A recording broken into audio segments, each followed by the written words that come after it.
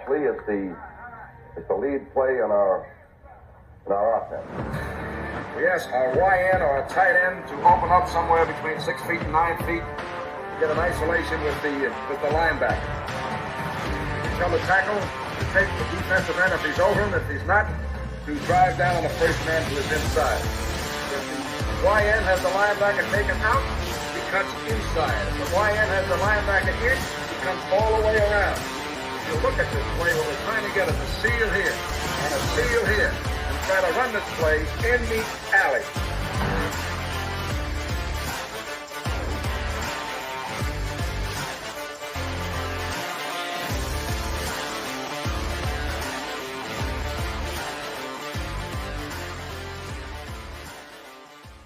What's up, guys? Welcome into Packers Total Access. My name is Clayton. You can check us out on packernet.com. You can find me on Twitter at Packers_access. Email us, PackersTotalAccess@gmail.com.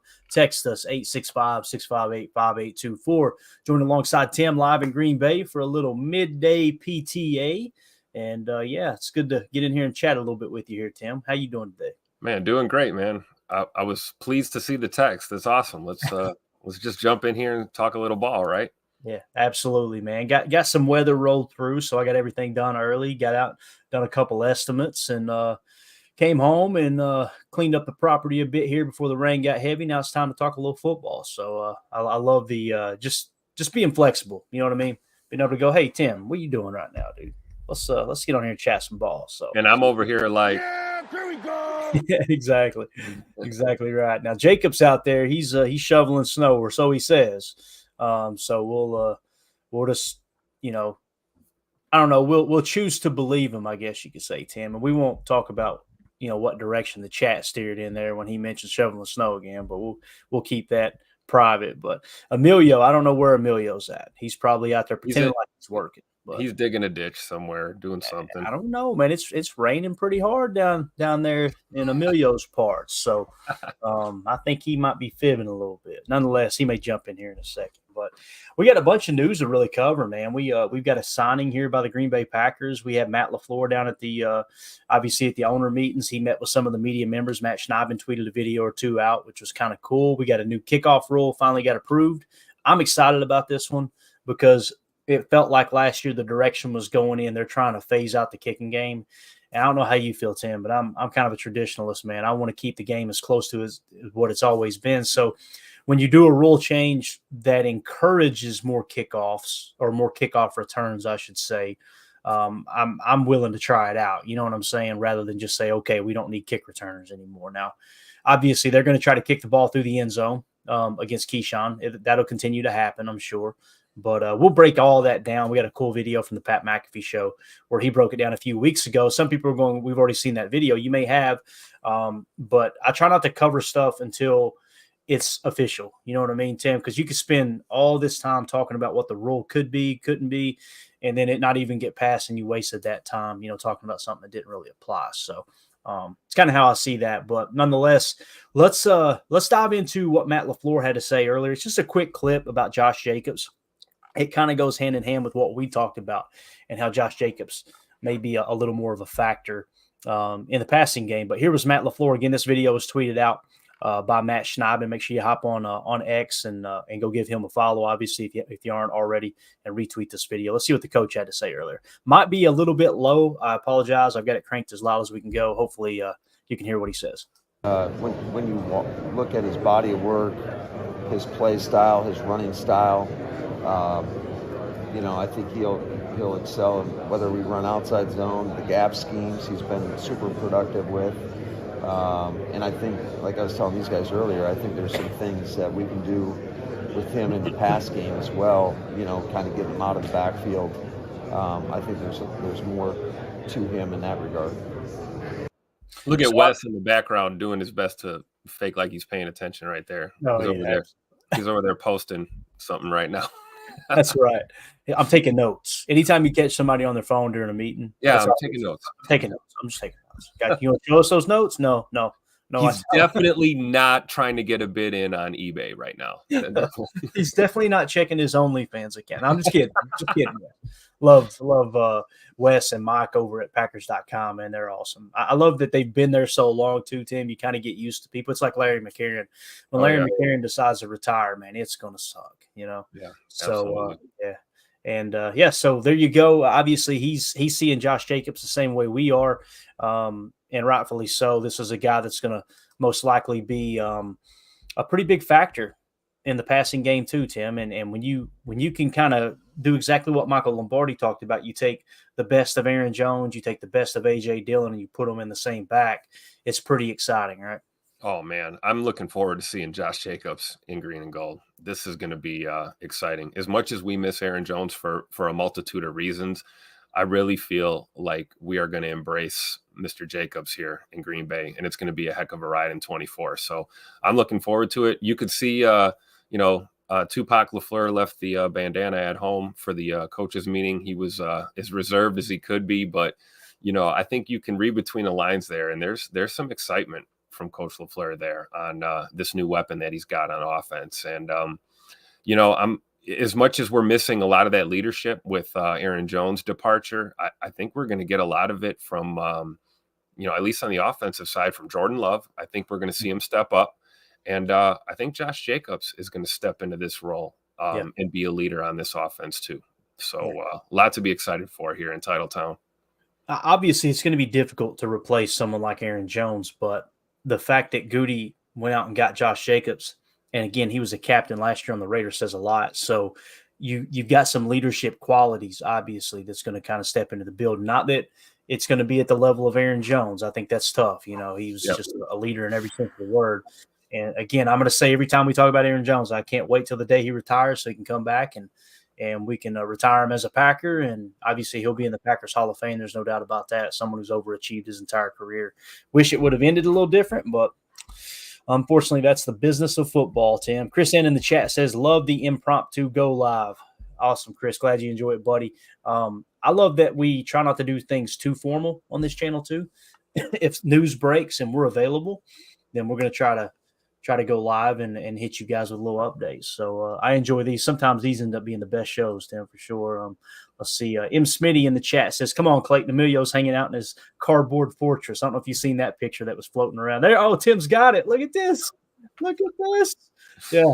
My girlfriend called me immature, so I banned her from my cardboard box fort. This is what Emilio's actually doing when he's saying he's at work, guys. See, that's what it is. He's carefully constructing his new fort.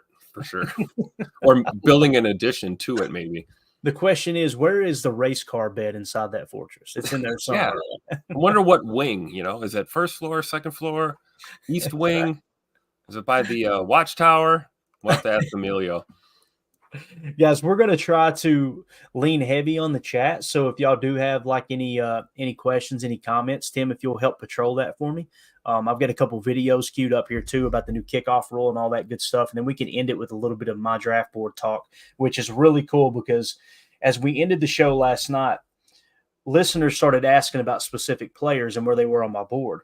And basically up until the month of April, I'm constructing kind of the top 150, right? And I'm really focused on a top heavy part of the draft. And then when you get into April, I go through and try to find some gems, some late round gems that, I'll be darned. Look, this guy graded out pretty good. He makes my board. He actually jumps in the top 150, sometimes in the top 100.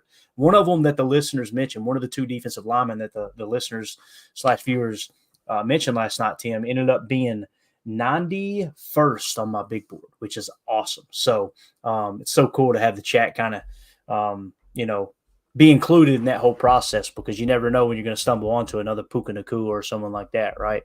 That's going to be a day 2 or a day 3 gem. I've got one here in the chat before we move on if you want. Go right ahead, while we're on the Josh Jacobs talk. Joe Hewlen says, do you think we will run more inside zone and power run game with the play action off that instead of the wide zone run game now that we have Jacobs? I think if you had to make me put money on it, Coach, this is Coach Lynn, by the way. He's going to be on the show soon. He's a wide receiver coach out in Cali and someone who's played college ball, played arena league ball. I'm excited to lean on him a bit and have him come in. Big Packer fan, follows the Packers real close. And we'll have him kind of do some wide receiver talk. So appreciate you swinging through, Coach. Good to see you in here. I think it's going to be inside zone more. I really do. Now, we didn't run near as much power last year as we had, it seemed like, the previous 2 years.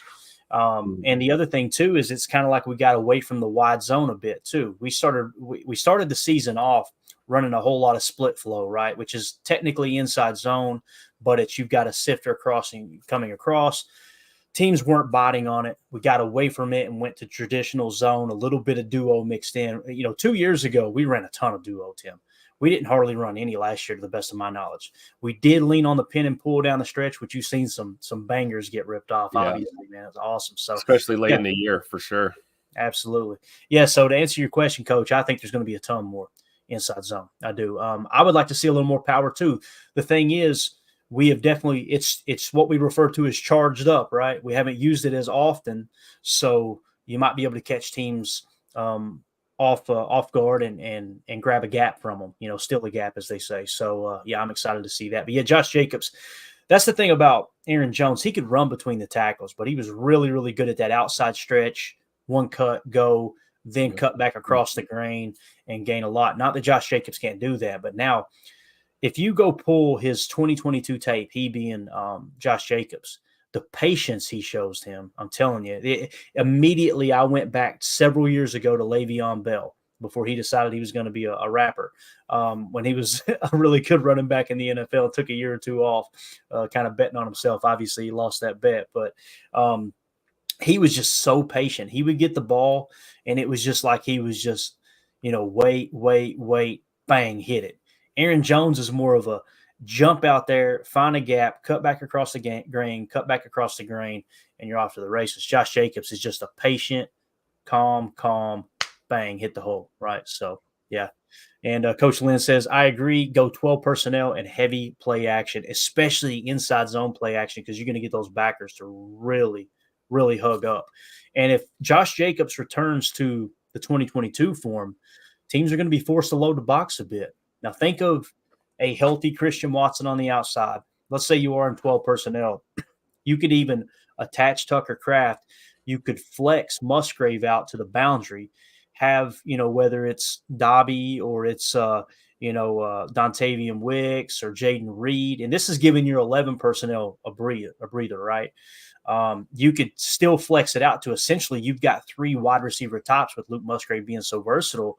And you could catch them in a base defense, right?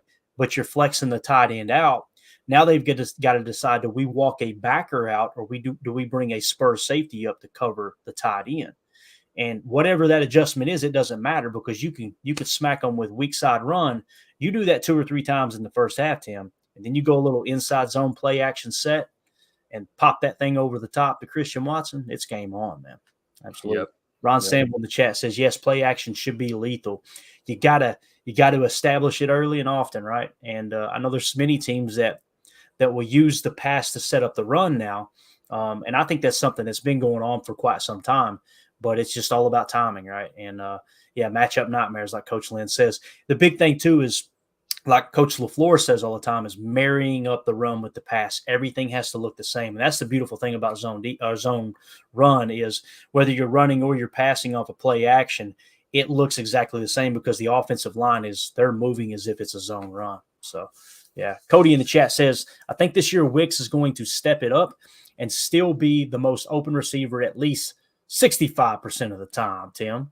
I know what he's trying to do there. Well, I think I see what he did there, Tim. I'll give you a second. I'll filibuster while you find it. Do we even have it in the hopper anymore? I think we.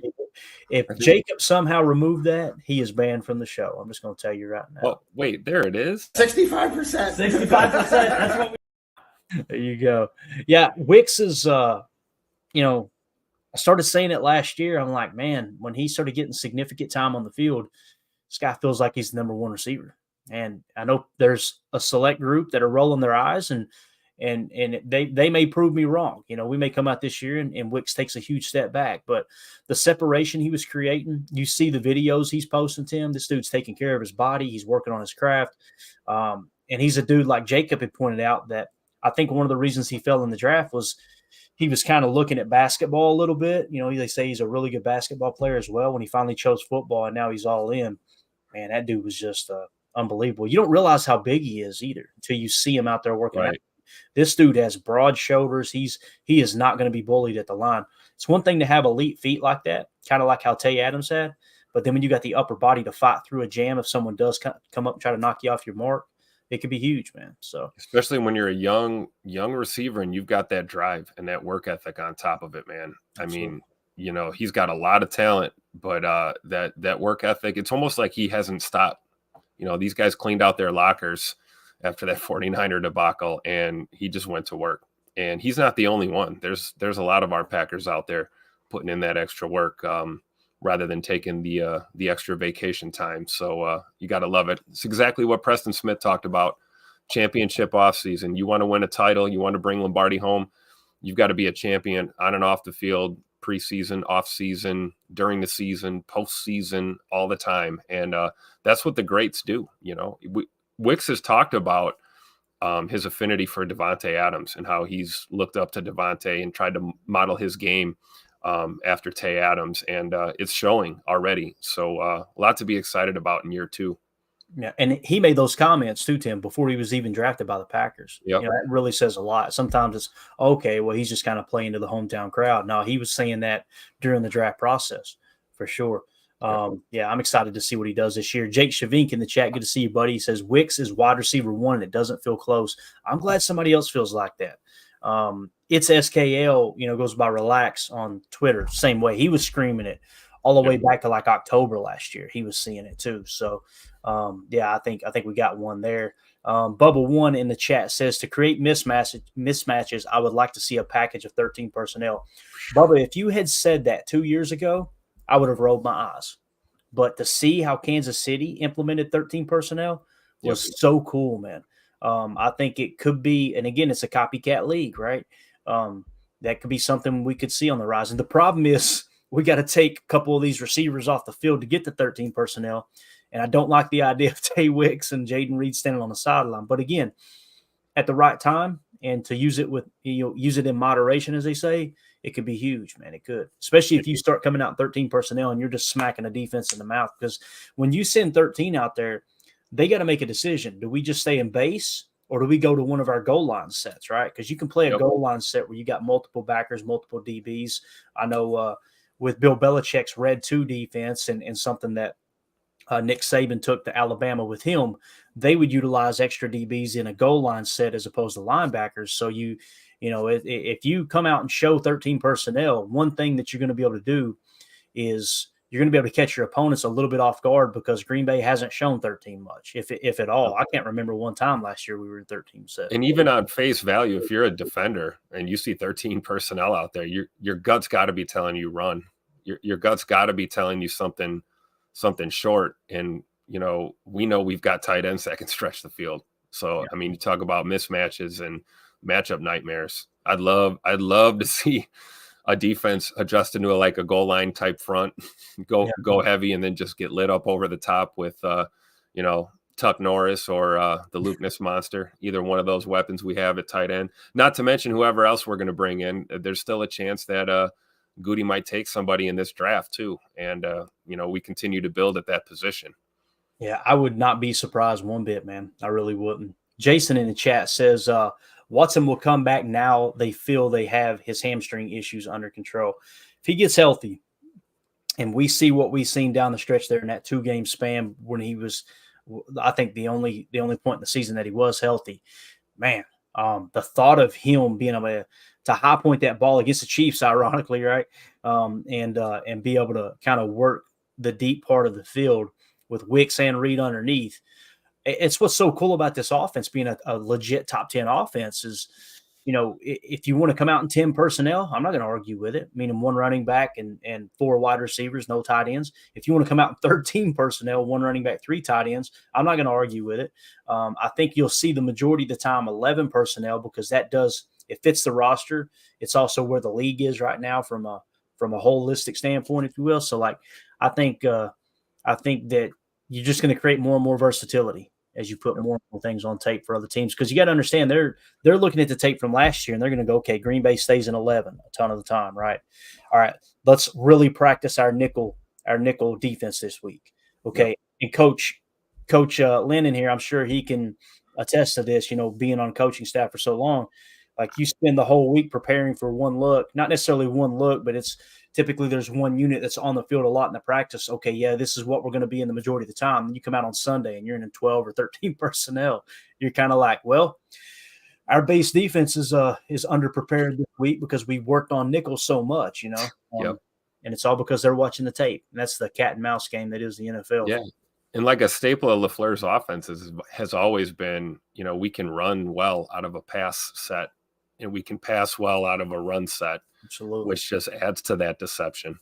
Where he's underappreciated the most in my eyes, Tim, is his ability to scheme open the passing game. That is where Matt LaFleur, I think, is a top 3, top 5, definitely top 5, maybe top 3 offensive coach in the league. The running game, you heard me on Chalk Talk last year. I disagreed with how we were trying to do too much. We kind of settled into it a little later in the year. I'm not going to sit here and pretend like I know more than an NFL head coach. Please don't take it the wrong way. But I'm just saying, like, his strength in my eyes from what I seen on the tape was this dude is as good as it gets at scheming receivers open in the passing game. And he keeps it so simple. It was just a handful of route concepts, right? Or passing concepts, route combinations. You use slot cross. You would mix in slot cross with a little Y corner off of it.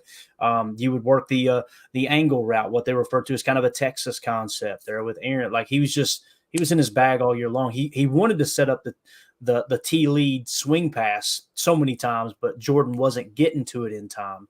But then when he settled in halfway through the year, man, it was just, you know what? Let's go out here and play a little backyard ball. Let's run a lot of slot cross. Let's run in some dagger. Another concept he loves is dagger, where you've got the inside receiver running a streak and the outside receiver running a dig underneath it. So you're clearing space out for that dig. You put Tay Wicks, if you catch a cover one man look and you send that number 2 receiver on a go ball and you bend inside just enough to catch that safety's attention and take him with you and watch Wicks absolutely eat that corner's lunch in man-to-man coverage on that dig route. Man, it's that's the thing that stood out to me last year. Slot cross with a little Y corner mixed in on the same look, a trips look or a tray look, however you want to call it. And then also the dagger concept when you're going kind of a 2x2 playing split field. What you're essentially doing there is you're reading it out by halves, right? You got a dagger concept on one side and then a different concept on the other. It's just called pick a side in that progression. So Matt LaFleur's, again, I think he's underappreciated. Coach Lynn in the chat said Wicks 6'1", 210 at least, man. And he looks every bit of it. There's no doubt. So let's see. Drew D in the chat said Wicks is willing to do the dirty work as well. He's willing to get in there and dig those backers out, man. Especially when you're going like a weak side zone and he has to go in there and really, they're trying to steal a gap. You get in there and you have to put a body on a tough safety, a tough hitting, box safety or a backside backer. He's good at blocking, no doubt about that. As Emilio would say, he can block. Right? But yeah, the wrap concept's another one. Coach Lynn's all over it. Wrap concept with Wicks is nasty. It's just with a wrap concept, essentially what you got, guys, is and this is something that Kurt Warner, it's one of his favorite concepts. He's pointed it out time and time again on his breakdown, is let's say you got a 2x2 set, right? So you've got 2 receivers on one side of the field. If I'd known we were going to be talking about this, we'd have to tell it straighter up. This is a missed opportunity. But imagine you got 2 receivers on one side of the field. The inside receiver, which would be referred to as the number 2, right, is going to go and run a curl. And then the number 1 that's on the outside is going to run a dig off the top of it. So you're essentially, it's almost like a minimized version of a high-low read. It's okay. They've got to choose the dig or they got to choose the curl and or the hook. And when you got an arm like Jordan Love, quick release, man, he can just sit back there and throw darts. So yeah, 2x2 set. That'd be a cool setup, Coach Lynn. Have your wrap concept on one side, dagger on the other. You're working the middle of the field, and you can work that dagger to where those 2 digs, the dig off the wrap, the dig off the dagger, aren't at the same depth, and it almost turns into like a divides concept once you get through the first 3 or 4 progressions. So, yeah, it's good stuff, dude. God, I love football. There he is, Emilio. We knew he was out there hanging out hanging out there in his fort. Good to see you. I tried to time it when you put that up on the screen. He can block. It's like he's here with us. Exactly. Always. Always. All right, let's see here. Let's see what Ron said here. We got Jeff down here agreeing with him. Ron Sample says it's possible Goody looks like a genius on the Nixon deal with the kick return change. It's a great point, Ron. Great point. What's crazy, and we'll talk about it, the Packers were one of 3 teams that voted against it, Tim. And I was like, kind of scratching my head like, this is set up perfect for Keyshawn Nixon to excel. Maybe it says more about, the Packers looking at their kickoff unit like, hey, I don't think we're prepared to defend this yet. Might be a little bit of that, but it was kind of weird. I would not have expected the Packers to vote against that. We'll get to that. Let's just go ahead and jump into the kickoff talk here real quick. I know I got a couple tweets that we were going to pull. Let's try not to spend a whole lot of time on the kickoff because I do want to talk about the new signing. We signed a kicker competition. Got a lot to talk about here for a March 26th show in mid-afternoon. But Tom Pelissero had tweeted out here earlier today. He said, kicking off a new era, the owners just approved the NFL hybrid kickoff rule per source. After years of tweaks, turned one of the game's most exciting moments into a dead ceremonial play. I think that's perfectly listed there. The league hopes this overhaul will yield what it wants, fewer injuries and more returns. And again, we've got a couple of different videos and kind of explanations of what this rule is going to be. This is the rule right here. I'm going to drop the banner down. Grab a screen grab, guys, if you haven't seen this yet. Okay. This is the new kickoff rule, the summary of it. So go grab you a screen grab of that. And that way you've got it quick reference. So I know some folks watch the show and they're not on Twitter, where you can find this stuff real easy.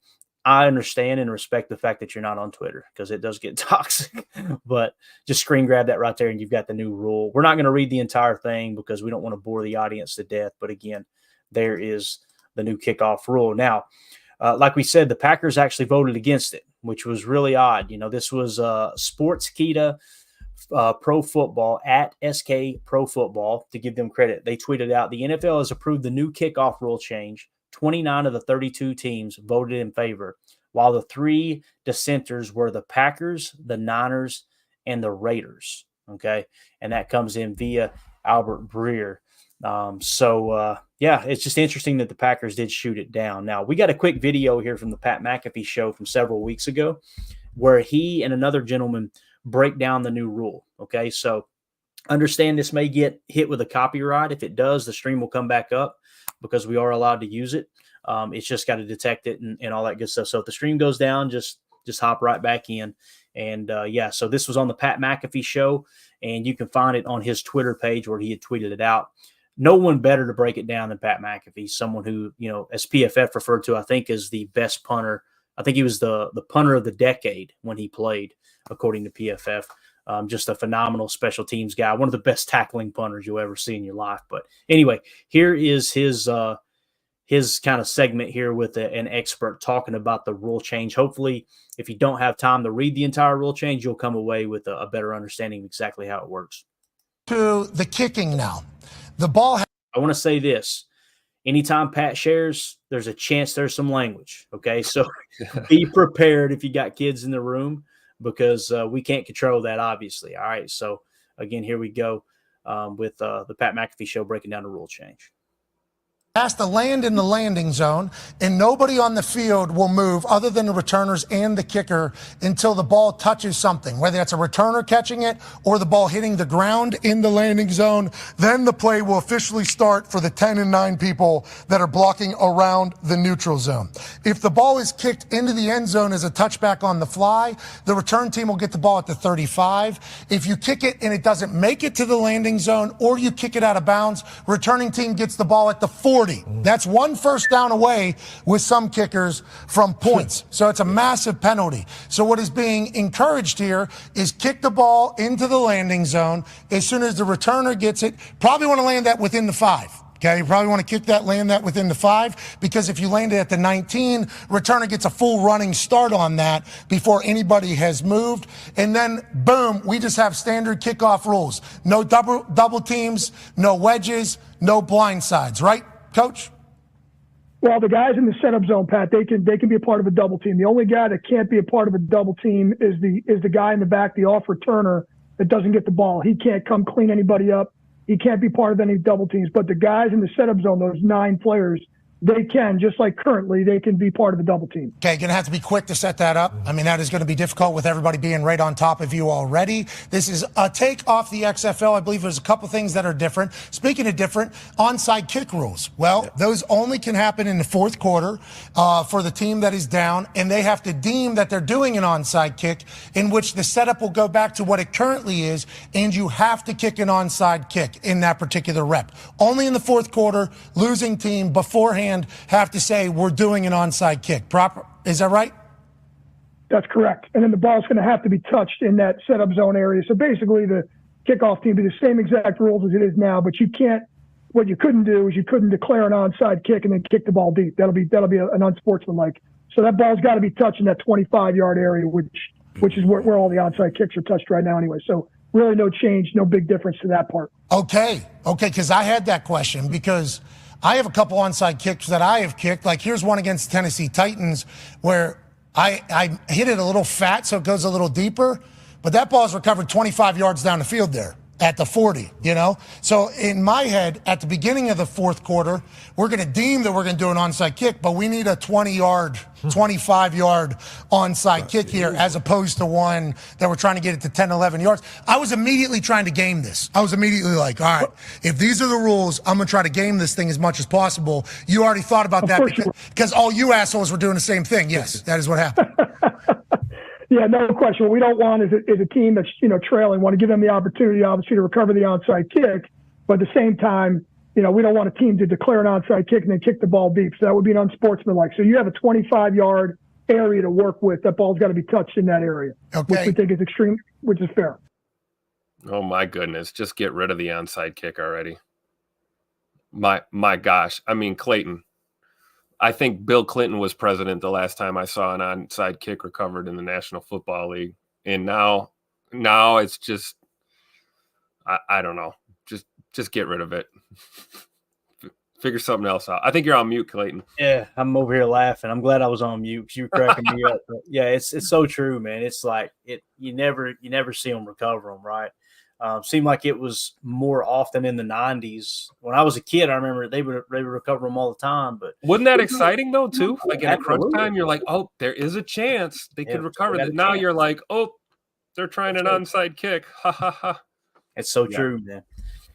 So we'll see how it plays out. Coach Lynn in the chat says Packers knew this was going to get approved, hence the Nixon signing. He went on to say chess, not checkers. Go, Pack, go. Very well said. Very well said. Yeah.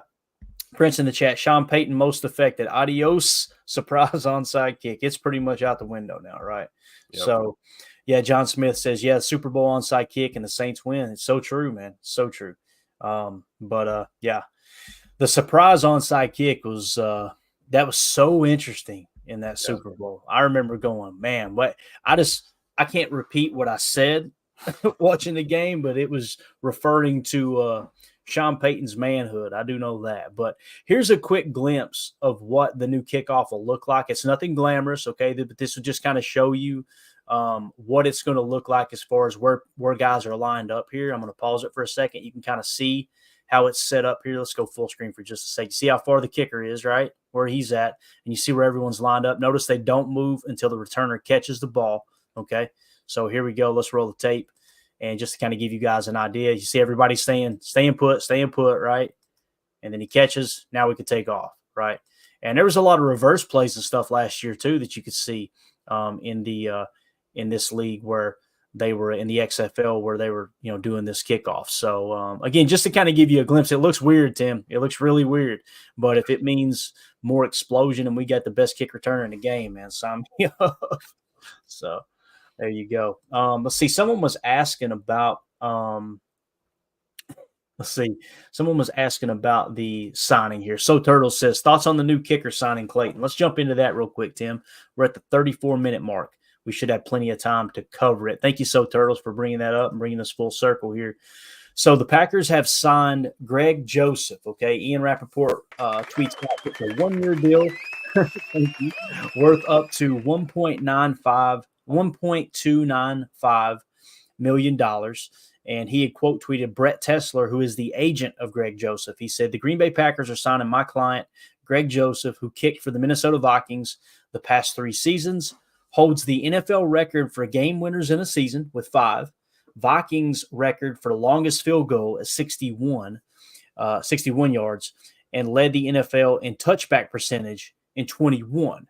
Had other interests, but I liked this opportunity. So if he did have other interests, Tim, that makes obviously that comment there at the end says Greg Joseph feels really, really good about possibly winning that job there in Green Bay. Now, I immediately went and started breaking everything down, right? What does this mean from field goal, extra point standpoint, right? You guys have heard us talk about Anders Carlson. He didn't have as bad of a year as people would lead you to believe as far as field goals go, right? When you break down the field goal percentage, Greg Joseph last year was 28th in field goal percentage at 80%, okay? And people go, oh, that's good. Anders Carlson was 81.1%. So Anders Carlson actually had a higher field goal percentage than Greg Joseph. Now, immediately, the Anders Carlson haters will go, well, what about extra points? We're going to get to it, okay? Greg Joseph finished 17th in extra point percentage at 94.7%.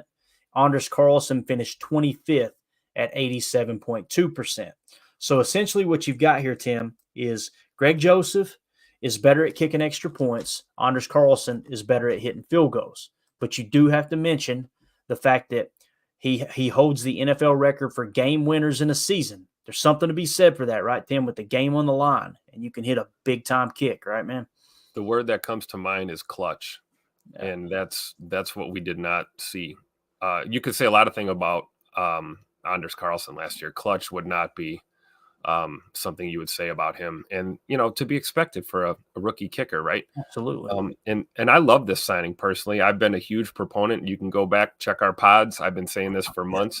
If we're going to bring in competition for Anders Carlson, it should be a veteran. It should be somebody established that can really light a fire under this kid. I don't think drafting another kicker is going to do anything positive for competition at camp or for our football team, because even if you draft a rookie and they come in and maybe they do win that job, here we are again. We have a rookie kicker. We're starting over from scratch. I like this signing right here. I do. And I think Anders Carlson's going to respond because, regardless of this signing, it's his job to lose. And I think he's going to come out to camp kind of focused, reinvigorated, another season removed from that knee surgery that he had going into last year. So he's going to be fresh. He's got a year of experience under his belt. I would anticipate an improvement from Anders Carlson. And hey, if we don't get it, we got Greg Joseph and right. Mr. Clutch, 29 years old enough to know better, young enough to still have fun, as they say. So he's right in that sweet spot for a veteran kicker, still hitting, those 60 plus range kicks. And, like I said, just clutch. That's what we need to see for sure. Yeah. The fact that he hit that 61-yarder, which tied a record, for the Vikings, you got to have that leg strength at Lambeau, right? There's no doubt about it. We got Jacob in the chat said, let's go. Love the signing. So Jacob's on board with it.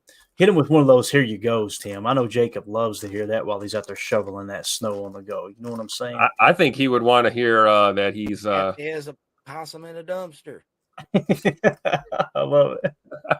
I think you're right. He would rather hear that. So the other aspect of this is the kickoff, right? He says, and led the NFL in touchback percentage in 2021, had other interests, but liked the opportunity. So let's talk about the PFF grades. And this is really important. We talked about Anders' PFF grade, right? Field goal PFF grade, 46.8, right? Obviously not great. I don't know how they grade it out on PFF when it comes to the kickers. I've never dug too deep. This is the first time we've had to talk about a kicker, once we moved on from Mason. So Not that they don't matter. I'm just saying I don't want to fill up our show too much with just kicker talk. But his kickoff grade, 63.8, right? You go to Greg Joseph, look a little bit better, don't it, Tim? Field goal grade was 64.2, which was essentially almost 20 points higher than Anders. And then the kickoff grade, 82.0, right? And, of course, Anders is 63.8. So I don't think it's a coincidence. Like Coach Lynn was saying in the chat, you re-sign Keyshawn knowing that this rule is going to get passed. And immediately people are saying, like people like Michael Lombardi are saying, hey, probably going to see more teams just kick the ball out of the end zone, right? They don't want to take a chance with it. Okay, we go out and get Greg Joseph, who has one of the best kickoff grades in the entire National Football League at the kicker position. And we've also got the best kick returner in the game, too. You're kind of buttoning up that that whole situation with the new rule change. I think that really comes into play there for sure. So I know Tom Pelissero, I think I'd already covered that tweet. Yeah, I already hit that. We hit the kickoff rule change on the top. So we got all that covered. And again, we pointed out that the Packers voted against it. That just really struck me as odd, too. So, when I look at those teams, though, Clayton, it was us, it was the Niners and the Raiders. I mean, you talk about like three of the, more storied, historic franchises in our league that have been around.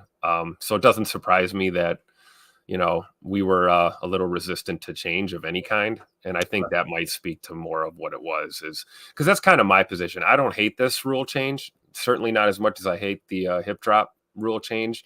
But there's the purist, like you were saying, there's that purist in me that's like, hey, we don't, you can, it's a slippery slope. You can start tweaking things too much, and then you end up in this never ending cycle of constantly changing the rules, constantly changing your game, and people are at a loss for how to prep. I can imagine what special teams units are thinking right now. It's going to be a bit of a learning curve. I'm sure we'll see a few crazy plays this year, which will be entertaining. But I think that really just spoke to, these franchises, ourselves being included, just being a little resistant to tweaking anything. So, yeah, I think it's a great point, man. Paul Robertson in the chat here says Twitter will hate him after 3 or 4 games if he's well. It's so true, Paul. It is so true. You just got to drown those people out, man, and let them, you know what I mean? Let them do their thing and just kind of keep it moving. It's the same thing with the whole Jordan Love talk last year, where there was a select group of guys saying, hey, it's time for Sean Clifford, right? And listen, there was some saying, why not take a look at Clifford because he'd gotten bad? I understand that. There was a pretty good chunk of people that were, Jordan Love's not the guy. Clifford can play better. Put him in. He can win us games. It's like, what are we talking about? So Twitter is an interesting place. Drew D in the chat said, even if Joseph doesn't win the job, now we have an established relationship with him if we need him mid-season and he's available. I'll tell you something else, Drew. You use a draft pick on Anders Carlson, right? So you drafted Anders Carlson. You got him on the 4-year rookie deal. He's got 3 years left. Immediately people think, well, we're wasting that rookie deal. If somehow, some way Greg Joseph beats Anders Carlson out for the kicker spot, imagine this. And I'm not suggesting the Packers put this much value in Anders Carlson. Obviously, right off the bat, Rich Bisaccia, Matt LaFleur, they talked about him being this ball of clay, right? It needed to be molded into what they thought could be a really, really good pro kicker. They wouldn't have spent a draft pick on him. Goody wouldn't have. But 3 years left on the deal. If Greg Joseph beats him out, pop Anders Carlson onto the practice squad. Now, the rule is no other team can sign him unless he's going to play for him and stay on their active 53-man roster, right? So if you sign him, if another team jumps in and signs him off your practice squad, he's got to be on their active roster, right? So he's pretty well protected on the practice squad. Let Bisaccia continue to work with him, and you're only forfeiting 1 year. What I mean by that, if I understand the futures correctly, if he finishes the season on the practice squad, you can sign him to a futures contract at the end of the year, which, if I understand correctly, is a 2-year deal. So your only net loss is just one of those contract years. You'll have him for a minimum for another 2 years, and then you've got yourself kind of a succession plan for if Greg Joseph moves on in a year or two. Let's say Greg Joseph comes out and he has a phenomenal year and he earns himself a huge paycheck, and you don't want to re-sign him for $4, $5, $6 million per if he's one of the best kickers in the league. You let him walk. Now you've worked with Anders for 2 years. Now he's capable of being that kicker. I personally hope that Anders comes out on fire and just beats this dude out in camp, right? Yep. If that's the case, like Drew is saying here in the chat, that's a good point. You've got that relationship there. All right, you're familiar with him. You can bring him back in a pinch if Anders gets hurt or something like that. How old did you say he was, Tim, as far as Joseph goes? 29, I believe. 29. Okay, so that practice squad's off the table for him. I was sitting there thinking, I wonder if we could put him on the practice squad if he's young enough, but he's obviously not. So, yeah, with that being said, I think that's probably the route you'll go. He may come in too and smoke Anders. All right, great. Competition worked. We got a better kicker. It's all about making each position better. Absolutely.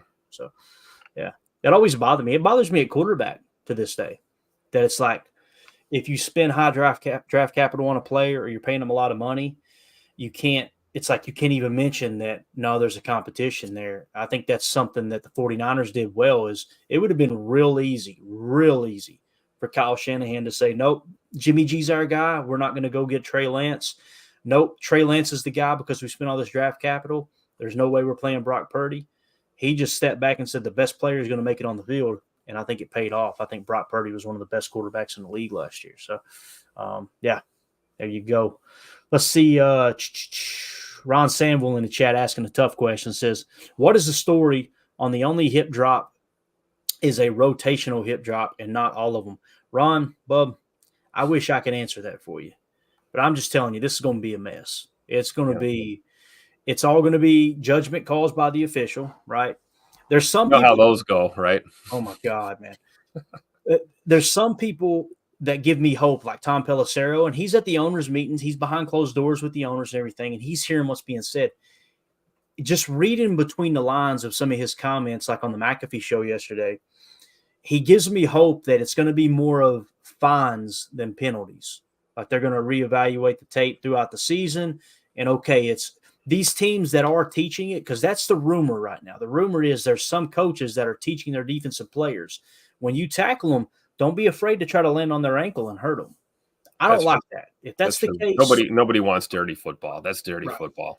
Exactly. So if that's the case and it's just going to be the majority fines, you can kind of really start to weed that out, right? And you can also pay close attention to it as the owners. It may be the owners recognizing that and saying, okay, you know what, guys, we're keeping an eye on it this year. You got away with it up to this point. But if we find any kind of evidence that you're teaching your players to do this to hurt people, then you will be, you'll lose draft picks, stuff like that, right? That could be the case. The other side, though, Michael Lombardi earlier on the GM Shuffle with Femi Abemefe, he was like, no, I think it's going to be I won't use his language, but essentially a crap show, and they're going to be throwing flags like crazy. Yep. And he's more of a pessimist than an optimist. Obviously, Michael Lombardi is.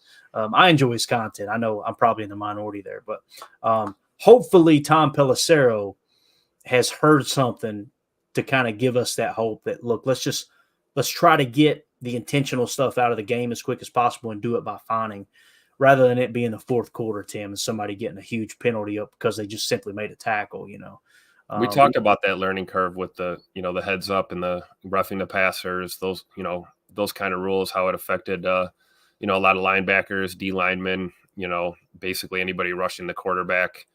And we saw a big overcorrection in those first couple of seasons. And then I think it's kind of plateaued. However, I do feel like in our game, even going back to last year and in recent seasons, that, you're seeing plays that are aggressive. They're good tackles. They're hard hits. They're loud. They're violent, but they're not helmet to helmet. And they're still being flagged 15 yards, personal foul, and they're tilting games. And I fully expect to see this with the hip drop, using an official's discretion. Well, did he twist? Did it look like he was twisting? I think we're just going to see a lot of throw the flag, and we'll sort this out and figure it out as we go. And, we're going to have to be patient as fans, but I definitely hope that you're right. I hope Pelissero's right. I hope they choose to legislate this more from the league office and kind of hit guys with the paycheck hit at, a little fine after the fact, rather than tilting the balance of these games. But I wouldn't be surprised if it went both ways this year. First year with these rule changes. So Absolutely. Drew D in the chat said players care more about fines than personal fouls anyways. I completely agree, Drew. Completely agree, man. Cheesehead Murph asking a good question here. He said, is there a reason membership has been paused? Has PTA Clay explained that? And I missed it. Yeah, we've explained it, Murph. So essentially the channel right now is not monetized. YouTube's trying to work behind the scenes and get everything straightened out. I can't get an answer. And to be honest with everyone, I'm tired of trying. I've emailed back and forth. I've messaged with customer service 3 or 4 different times. These are like 3 or 4 different reps I've talked to. No one can tell us what we did wrong. It's almost like it's secretive. So with that being said, I was told in the beginning, you can use copyright material, but you can't monetize it. So anytime it triggers a copyright, it just automatically says, okay, here's the owner of that material. They get paid for the stream, the ad revenue, all that, which we're cool with. We didn't start the YouTube channel to create money. So with that being said, I'm just about tired of trying to jump through hoops. So we're just going to keep rolling, doing what we're doing. What we've done, Murph, is we've kind of shifted over to Patreon. So if you go to Patreon and just search Packer Fan Total Access, one word, you'll find the Patreon there. I want to tell everyone who hears my voice here, and Tim, you got to remind me each episode because I'm going to forget. Carly pointed this out. It says that the memberships are just paused. So if at any point randomly YouTube decides, oh, no, they didn't do anything wrong, let's remonetize the channel, all of those are going to go active again. So what I would suggest is everyone who has a membership that's paused, cancel it. Okay. Because what I don't want to happen is people to come over to Patreon and then all of a sudden the channel gets monetized again and now you've paid twice. Don't do that, okay? Don't feel obligated to pay once. Damn sure don't feel obligated to pay twice, okay? So, again, this is just something that we had set up because people wanted to support the stream, and Patreon is absolutely lit up. We are able to grab a CSV over there too, so when we do our giveaways, I can compile the list just like we did here on YouTube. So it sucks. I like YouTube. I wanted to partner with them. And we actually just cracked 1 million views on the channel, by the way, which is really cool. 1 million views. I love it. 1 million. So, yeah. And that's a testament to you guys and gals hanging out with us. So, and So Turtle says it here, and I don't want to turn this into a bash fest. Like I said, I love YouTube. I want to be partnered with them, but he says L policies. Like you can't. It's not even just the policies. It's like you can't get an answer. It's literally and this is all I asked. I didn't say show me everything we did wrong. I said show me just one video, and I'll use that. I'll start there and go. Okay, we're not allowed to do this now. It's really strange, and I have my suspicions as to what happened, but we'll just keep them to ourselves. So I would say Tim probably already caught on to what. You already know what I'm queuing up. It's amazing how you instantly get just out of the blue a little bit of hate from another group that does podcasting, and then literally the next day, the YouTube channel takes a hit. I'm just saying. So kind of feels like one of those things, and that's okay. We'll just play the long game, and we'll continue to put out content that we think you guys and gals want, and we'll roll with it, and we'll smoke them. That's the way it'll go, right? That's right. Yeah. But Prince says, "Look at you see Bates in the chat." Yeah, Bates is like, "Who did it, Clayton? Say names." Not listen. I don't want people guessing either. Bates, I appreciate you. You know, you've been with us from the start, just like Murph, just like Eric Sutherland. Let's take the high road. Let's just put out good content. Let's talk ball, and let's make this a positive place where Packer fans can come hang out. You know, look at Boz, man. Boz is the man. Yeah. Thank you, Bob. Boz says, I ain't canceling. I'll pay it twice. Appreciate you, buddy. Appreciate it. So there you go. With that being said, I want to hit on one more thing. And again, guys, I don't mean to minimize, your support in here. I just don't want to keep harping on it. It turned into a victory lap. Like, yeah, I got support. I feel weird even talking about it. It should be about football. It should be about content and us just kind of growing and learning together. Right. Emilio. Bates trying to square up. Hey, that's what those ex-military guys do, right? They protect. But in all seriousness, though, we appreciate anything that we get from you guys out there. And honestly, like I can speak from experience. It goes right back into the channel, into what we're doing, to bring you guys this content. And like Clayton said, it's not about making money. It's about talking ball, connecting, learning this game that we love. So, any little bit helps. Then we get new lights and cameras and microphones and that kind of stuff. So just brings you guys a better product, right, Clayton? Absolutely. It's like the giveaways. Like when I noticed people started subbing to the channel or started becoming members of the channel, I'm like, man, I want to do something to give back. Yep. And I definitely want to utilize this platform to do some charity stuff too, to be able to I love just kind of finding someone, hey, look, they got a GoFundMe. Their family's going through a tough time, like what we did with Ramage here recently, and be able to go, okay, all right, man, some of that money that's come in, let's put that to a good cause. The reality is we spent between the autographed memorabilia and mailing it off, paying for postage, we spent about $2,500 this last year. I've got it in the tax information. $2,500 in autographed memorabilia to give back, right? On top of that, we invested about $3,500, $3,000 to $3,500 in a new computer setup so we could bring you guys, you guys remember we were trying to do Chalk Talk before, and it was like still images skipping around. Yeah. So, it's just all to put back into the show. And we are playing the long game for sure. So I want to mention this, though, because this was really cool, and then we'll get out of here. All right, we're at the 55-minute mark. I can't remember who it was, and I apologize. You can go back on the stream last night and figure out who said Clayton. They said, what do you think of Gabe Hall? And then another guy or gal said, what about Christian Boyd? Okay, so I tried to find them on my board. Neither of them were on my board. Okay, so I'm going to share the screen here, Tim. This is really cool. God, that is really small, ain't it? Is there any way I can make that larger? My goodness, that's what she said. Beat me to it, Clayton. I'll tell you, man. It ain't gonna help. So I'll try to highlight where he's at. But the first one that really stood out to me was Christian Boyd. He was at the bottom of the list. I hadn't worked him yet. Okay, so what I typically do, guys, is when I get into April, that's when I start trying to find the gems. Some of the guys that's not been at the top of the consensus big board going into the off season. And Christian Boyd, when I worked him up here, man, actually comes out to 91st on my board. So congratulations to the PTA posse finding him. So it was Eric Sutherland. There you go. Yeah, it was. I was just going to say. Yeah. I think it was Eric Sutherland who talked about Christian Boyd. See, Christian Boyd is my guy. So Christian Boyd is one of those guys. Here's what's crazy. Here's the guy. You guys know I don't use the consensus big board today to build the board. I go back to at the end of the college football season because there's a lot of fluff, a lot of hype. The media grabs a hold of players and prospects. They amp them up because they want their foot in the door at university. There's a lot of backdoor dealing that goes on. So I really like, how did we feel about a player at the end of the season, right? Coach Lynn says Boyd is from a small school but balled out. UNI, I think. Yes, so he was at Northern Iowa. Okay, he comes 91st on my board now. He graded out last year, if I remember correctly, the 10th highest graded defensive lineman according to PFF. Okay, now what's wild is I went back to the end of the college football season, and on the consensus big board, he was 300th. So keep in mind, my 91 right here, guys, not him being in 91st spot on my big board, is even including that 300 number rather than to where he is currently, which is like in the 140s or something. So on many people's boards, he'll be even higher. But I wanted to be, kind of be, what am I trying to say here? I guess honest is the right word. I wanted to stick to the script here and what we've tried to do with the board every year.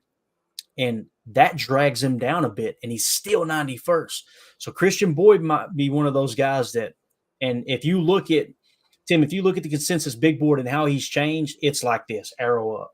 And you guys remember, Quay Walker was one of those players a few years ago that he was arrow up, and sure enough, Goody went and grabbed him. I'm not suggesting they'll take Christian Boyd, but here's what's cool. We broke down yesterday the defensive lineman. It's kind of what led us to this point. And we said, okay, the 49ers and the Jets, which I think our defense will be much like theirs, what do their defensive linemen look like? And the prototypical one was Quinnen Williams at 6'3", 303, right? There were some way undersized. There was a lot of them around 290, 300, right?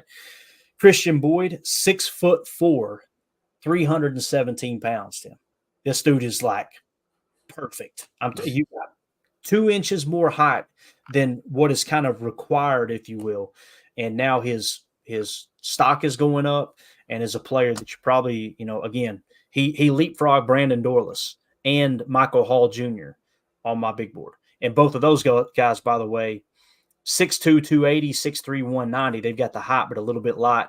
Now, when you look at the players that were green across the board that I feel like fits that mold, that perfect physical build for a 4-3 defensive tackle, you've got Chris Jenkins, Leonard Taylor, Tyler Davis were the only three. Now Christian Boyd joins that list too. So he's 4 out of however many there are here in my top 100 at defensive line. We may not even take a defensive lineman in the draft. But again, we're just trying to look at all the different angles, and I thought it was really cool that Eric Sutherland brung that up, man. That was really, really neat. So, and if we do take a D lineman, Boyd could certainly be one of those guys, right? Like I could see that happening, especially if he's on, if he's available at the right spot, and we've already hit some of our other players on our checklist. So, I'm open to anything. You know me, I love our defense, so. Anything that adds a little pop to that D line, we'll take it. But you're absolutely right, Clayton. That wasn't as high on the priority list, I guess we would say, compared to some of these other positional upgrades that we're looking for. Yeah, definitely. Drew D in the chat said, proud to say Clayton helped me big time to get my service dog, which should be here any day now. That's awesome, Drew. I know it's been a long process, man, but yeah. And kudos to Ryan Schlip. Ryan Schlip was one that was really trumpeting that too. And I, reached out to him like, hey, man, let's try to knock this out of the park. So we got it done. But yeah, Drew, appreciate you being a loyal listener, bub. Let's see here. John in the chat says, I'm from Michigan. I will be at the Detroit draft. Jordan Love jersey in bling plus Old Spice bling. O-line, Coopers. He's fired up. My man, John, love it. For the draft. I wouldn't mind to go to the Detroit draft, but like I said, we're saving up for next year, Tim. It's going to be absolutely awesome in Green Bay. You living in Green Bay, you got to be jacked. Dude. Man, I'm so pumped up right now. And, there's the city is starting to come to life with these projects too. A lot of hustle and bustle, a lot of things happening to get everything ready for the 2025 draft. So a lot to look forward to for sure. Yeah, absolutely, man. Absolutely. Let's see here what else we got real quick. Coach Lynn says Brooks 2.0. Thanking emoji. Come on, now you're speaking my language. Let's see. Bubble 1 says Christian Boyd can be a steal. Seems like everybody's pretty much on board with it. Absolutely. And then Coach Lynn said, I wonder if he can play one tech. Those are the questions I want to know too, Coach. If we go pull the highlight reel, might be a good way. Again, highlights sometimes can be very deceptive, but you can at least see where he's lining up consistently when he's making plays. That would suggest kind of where, that's one thing I wish that PFF specialized in, because they'll say right D tackle, left D tackle on the snap count, but they won't, say the exact technique, if you will. And what we mean by tech, and when Coach Lynn says play one tech, that's just referring to where the defensive linemen line up. You can see on this graphic right here, for those of you, if you're new here on the show, if you line up over top of an offensive lineman, it's the even number. So if you're lined up in the nose tackle position directly across from the center, that would be 0 tech. Over top of the guards on either side is a 2 tech. Over top of the tackles on either side is a 4 tech. If you're lined up center of the tight end, or more known as a Y, would be a 6 tech. Okay, in between those are odd numbers. So in between the center and the guard is a 1 tech. In between the guard and the tackle is a 3 tech.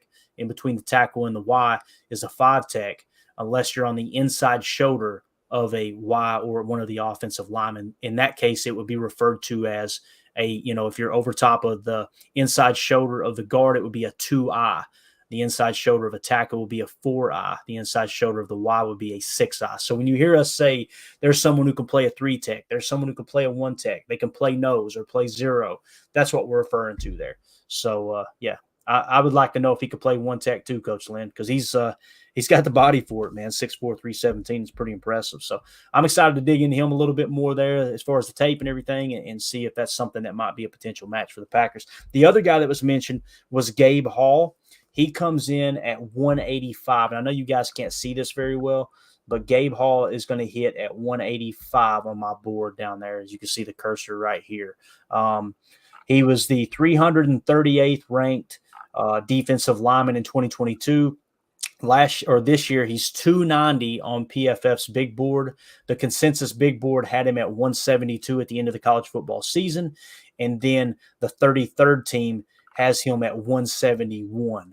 So He actually scored over a 9 in RAS as well. So if you look at this FAR number over here in this column, notice some of them are unfinished. It's because the board isn't finished yet. That'll be the final grade. So we're going off the most previous qualified finished product, which is this kind of mid-orange level here. So when it comes to Gabe Hall scoring that 9 plus RAS, he's going to get a 5-point bonus. He actually jumps or reduces down to 213.8, which would leapfrog a couple of people on this board. If we were just going off the orange column, he would actually leapfrog Marcus Harris, the defensive lineman at Auburn. So just a little inside information of how we kind of build the board out. And it's still, we got a long ways to go, but we're compiling a ton of information. Then we take this vertical board, Tim, we convert it to a horizontal board.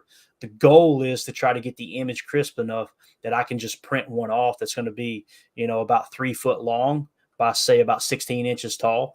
And me and Emilio can have a copy of it when we're in here doing the draft, as well as the 33rd team's horizontal board too. So we'll have all that information ready to roll. That's the goal anyway. So the draft party is going to be awesome, guys. So be ready for that. So again, one thing that was mentioned there, and we'll get out. Murph was asking about, hey, what happened to the subscriptions or everything, the memberships for the channel. You can just go to Patreon and search Packer Fan Total Access, one word, and that's where you'll find the Patreon group. I'm going to hold off on the giveaways to give people time to get in. I don't want to do one right off the bat, and a lot of people miss out before they catch wind, like Murph didn't even know today. So don't feel obligated to do it, but people are asking, they want to support the show. That's where you can find it. And again, thank you all, every one of you guys out there. We cracked 1 million views on YouTube, which is just wild. Look it up. We started in May of 2021. So, May of 2022, I think it was, whenever it was. I think it's a little less than 2 years. And getting to 1 million views is just wild, man. I really didn't think it was. Yeah, it blew my mind. Eric Sutherland, the giveaway will be rigged. That is correct, Eric. It is the biggest giveaways in podcast history. Okay, just keep that in mind. So, all right. Yeah, like John says, Pinky smash that like button for us. We had a bunch of people on Twitter. If you guys would, you can click on my profile. You'll see a YouTube link in there. You click on that YouTube link. It'll send you directly to the channel. Use that Pinky right there. And you can subscribe to the channel. It's a lot easier to chat. I think that some people are limited on who can chat on Twitter, depending on their subscription, is the way it was explained to me. So if you go to YouTube, you can chat at any point and, get in here and be a part of the show. So that being said, Tim, you got anything else, Bubba? No, nothing, man. Just happy to be here, man. It was great to a little impromptu show this afternoon. Love it. Glad you hit us all up and we were able to do it. So these are always the best, man, because we kind of lean on the chat a little bit more. And I'm going to try to get better leaning on the chat because, man, that's where the best conversations take place for sure. So appreciate everybody hanging out with us. We'll be back tonight for PTA Live at 7 p.m. Central, 8 p.m. Eastern. Maybe we'll have some more news break. If not, then we'll dig into maybe another position in the draft and just keep continuing to build the board out and letting you guys know, hey, this guy catches my attention. This guy might be a little lower than we expected, those type of things. So going to be plenty of content before the draft gets here, but we are officially less than 1 month, right, away. So I think it's going to be on the 25th of April, that first round. And you are not going to want to miss the draft show. It's going to be an absolute blast in here, hanging out, talking picks, bringing you real-time information. As soon as the pick's in, we'll have the card on the screen. We'll talk about what they did in college, everything, build, strengths, weaknesses. We'll be able to give you all that information in real time for sure. And maybe even get I'm wondering what the over-under will be on how many times we play this video on draft night. Who in the hell is Mel Kiper in a way? Yeah, I think it's going to be 50 for sure. That's what is hit that in the first hour. That's the one that's I'm telling you, it's gonna get overused, no doubt about it. So yeah. Appreciate you, Eric, and Drew too, man. Drew says such a great community here. You guys are amazing. We appreciate you, buddy. Thank you so much, man. All right, we're out, guys. We'll see you tonight. As always, let's go out and be the change we want to see in the world. Go Pack, go. The power sweep. Actually, it's the lead play in our offense. Yes, a YN or a tight end to open up somewhere between 6 feet and 9 feet. Get an isolation with the linebacker. Tell the tackle to take the defensive end if he's over him. If he's not, to drive down on the first man to his inside. If the YN has the linebacker taken out, he cuts inside. If the YN has the linebacker in, he comes all the way around. If you look at this play, what we're trying to get is a seal here and a seal here, and try to run this play in the alley.